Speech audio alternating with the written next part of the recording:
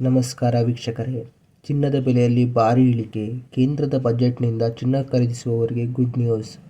ಹೌದು ವೀಕ್ಷಕರೇ, ಸತತ 1 ವರ್ಷಗಳಿಂದ ಚಿನ್ನದ ಬೆಲೆಯಲ್ಲಿ ಏರಿಕೆಯನ್ನೇ ನೋಡುತ್ತಾ ಬಂದ ಗ್ರಾಹಕರಿಗೆ ಕೇಂದ್ರ ಬಜೆಟ್ನಿಂದ ಗುಡ್ ನ್ಯೂಸ್ ಕೊಟ್ಟಿದೆ. ಈ ಹಿಂದೆ ಬಜೆಟ್ನ ಪರಿಣಾಮದಿಂದಲೇ ಏನೋ 1 ವಾರದಿಂದ ಇಳಿಮುಖವನ್ನು ಕಂಡಿದ್ದ ಚಿನ್ನದ ಬೆಲೆ ಇದೀಗ ಕೇಂದ್ರದ ಬಜೆಟ್ನಿಂದ ಭಾರಿ ಇಳಿತವನ್ನು ಕಂಡಿದೆ. ಹಾಗಾದರೆ ಯಾಕೆ ಚಿನ್ನದ ಬೆಲೆ ಏರುಪೇರಾಗುತ್ತದೆ? ಯಾಕೆ ಬೇರೆ ದೇಶದಲ್ಲಿ ಚಿನ್ನದ ಬೆಲೆ ಕಡಿಮೆ ಇದೆ?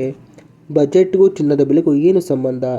ನಿರ್ಮಲಾ ಸೀತಾರಾಮನ್ ರವರು ಮಂಡಿಸಿದ ಬಜೆಟ್ನಲ್ಲಿ ಏನಿದೆ?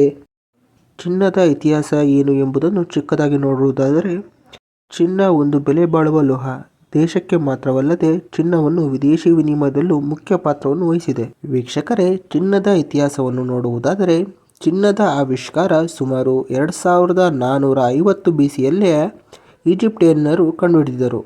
ನಮ್ಮ ದೇಶದಲ್ಲೂ ಸುಮಾರು 2000 ವರ್ಷಗಳ ಮೊದಲೇ ಚಿನ್ನದ ಆವಿಷ್ಕಾರವಿತ್ತು ಎಂಬುದು ತಿಳಿದು ಬಂದಿದೆ.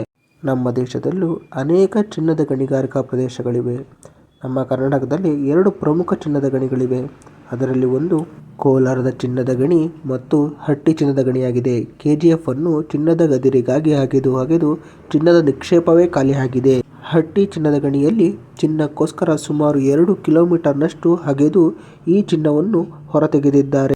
ಈ ಚಿನ್ನದ ಗಣಿಯು ಅಶೋಕನ ಕಾಲದಿಂದ ಹಿಡಿದು ಹೈದರಾಬಾದ್ ನಿಜಾಮ, ಬ್ರಿಟಿಷರು ಸೇರಿದಂತೆ ಅನೇಕರು ಚಿನ್ನದ ಗಣಿಗಾರಿಕೆಯ ಮುಖ್ಯ ಸ್ಥಳವಾಗಿ ಮಾಡಿಕೊಂಡಿದ್ದರು.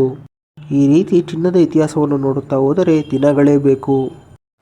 ಇದು ಚಿನ್ನದ ಬಗ್ಗೆ ಒಂದು ಸಣ್ಣ ಮಾಹಿತಿ ಅಥವಾ ಇತಿಹಾಸ ಎಂದು ಹೇಳಬಹುದು.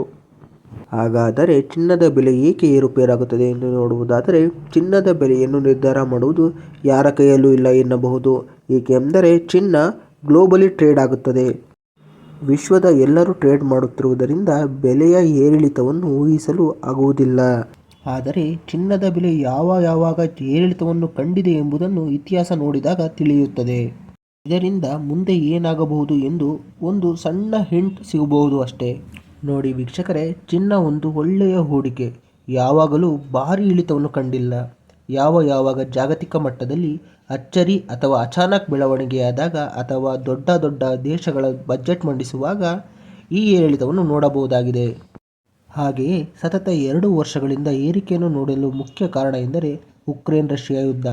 ಯುದ್ಧದ ಸಂದರ್ಭದಲ್ಲಿ ಷೇರು ಮಾರುಕಟ್ಟೆಗಳು ಡೌನ್ ಆಗುತ್ತದೆ. ಆದ್ದರಿಂದ ಹೂಡಿಕೆದಾರರು ತಮ್ಮ ಹಣವನ್ನು ತೆಗೆದು ಗೋಲ್ಡ್ ಮೇಲೆ ಇನ್ವೆಸ್ಟ್ಮೆಂಟ್ ಮಾಡುತ್ತಾರೆ. ಇದರಿಂದ ಚಿನ್ನದ ಬೆಲೆ ಹೆಚ್ಚಾಗುವ ಸಾಧ್ಯತೆ ಇದೆ. ಹಾಗೂ ನಮ್ಮ ದೇಶದಲ್ಲಿರುವ ಟ್ಯಾಕ್ಸ್, ಹೌದು, ಜಗತ್ತಿನಲ್ಲಿ ಅತಿ ಹೆಚ್ಚು ಟ್ಯಾಕ್ಸ್ ಗೋಲ್ಡ್ ಮೇಲೆ ಇರುವುದು ನಮ್ಮ ದೇಶದಲ್ಲಿ 20% ಇದೆ. ಇವೆಲ್ಲ ಕಾರಣದಿಂದ ಬೆಲೆ ಹೆಚ್ಚಳ ಆಗುತ್ತದೆ.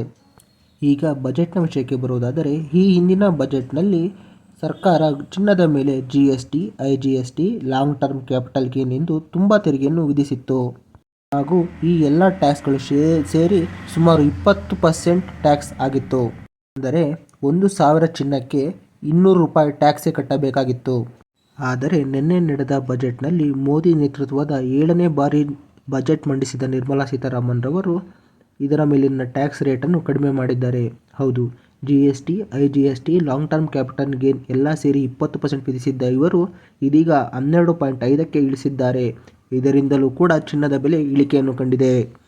ಇದಾಗಿತ್ತು ವೀಕ್ಷಕರೇ, ಗೋಲ್ಡ್ ಖರೀದಿ ಮಾಡುವವರಿಗೆ ಕೇಂದ್ರ ಸರ್ಕಾರದ ಬಜೆಟ್ನಿಂದ ಸಿಕ್ಕ ಗುಡ್ ನ್ಯೂಸ್. ಇದನ್ನು ನೋಡುವುದಾದರೆ ಇನ್ನು 1 ಅಥವಾ 2 ತಿಂಗಳ ಕಾಲ ಈ ರೇಟ್ ಇರಬಹುದು ಅಷ್ಟೇ. ತದನಂತರ ಮತ್ತೆ ಯಥಾಸ್ಥಿತಿಗೆ ಬರುತ್ತದೆ ಎಂದು ತಜ್ಞರು ತಿಳಿಸಿದ್ದಾರೆ. ಈ ಇನ್ಫಾರ್ಮೇಷನ್ ನಿಮಗೆ ಇಷ್ಟ ಆದರೆ ಲೈಕ್ ಮಾಡಿ, ನಮ್ಮ ಚಾನಲ್ಗೆ ಸಬ್ಸ್ಕ್ರೈಬ್ ಮಾಡಿ.